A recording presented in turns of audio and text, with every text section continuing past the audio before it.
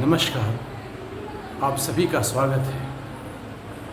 आदमी इतना लालची हो गया है कि जिस डाल पर वो बैठा है उस डाल को ही काट रहा है। एक बार हमने बचपन में एक कहानी सुनी थी।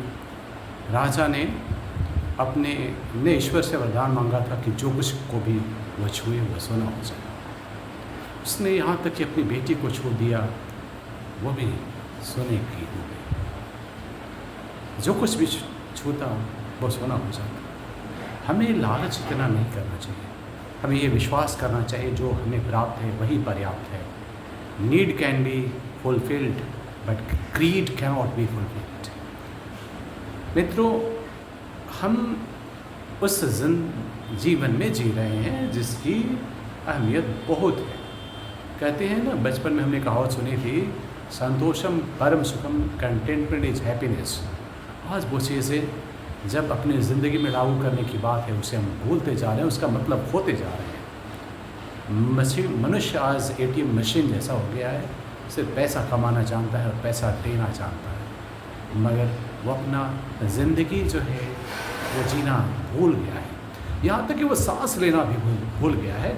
उसे नहीं पता कैसे सांस ली जाती है, कैसे खुश रहा जाता है। और खुश रहना दौलत में नहीं है, खुशी दौलत में नहीं है। मैंने कई दौलतमंद को रोते हुए देखा है, आंसू बहाते हुए देखा है, और जब दुनिया को छोड़ा है अकेला नौकरों के साथ उसकी ज़िंदगी कटते हुए देखा है। और कुछ ऐसे भी गरीब हैं जो सूखी रोटी भी मिल बांट कर खाते हैं, बड़ा खुश नज़र आते हैं। इसलिए हमें खुशियों की तलाश में दौलत के पीछे नहीं भागना चाहिए। भाई, खाने के लिए हीरे सोने चांदी तो चाहिए नहीं, रोटी दाल चावल सब्जी दूध ये सब चाहिए। और इसके लिए ईश्वर बड़ा दयालु है, वो हम सबकी मनोकामना ज़रूर पूरा करता है। ये सब साधन हमारे पास, हाथ पैर थोड़ा सा दिमाग है, इन सब चीज़ों की हमें कमी नहीं रहती है। बस हमें लालची नहीं होना है। एक व्यक्ति एक नाव पर बैठा था और उसने मन में विचार किया कि ये नाव पर बैठा ये सिक्कड़ जो है वो नदी से जो खींच रहा था वो सोने का हो जाए और कभी ख़त्म ना हो, तो वो बड़ा खुश हो जाएगा। वो खींचते गया और उसकी नाव डूबती चली। तो हमें हमेशा याद रखना चाहिए हमें हमारे लिए क्या सही है, हमारे लिए क्या गलत है। हमें ईश्वर जो देता है वो ये देता है कि हमारे लिए वो सही है। हमें ईश्वर उतना नहीं देता है कि हम उसको भी भूल जाएं, अपने आप को भी भूल जाएं। इसलिए हमें हमेशा ईश्वर पर भी विश्वास करना चाहिए।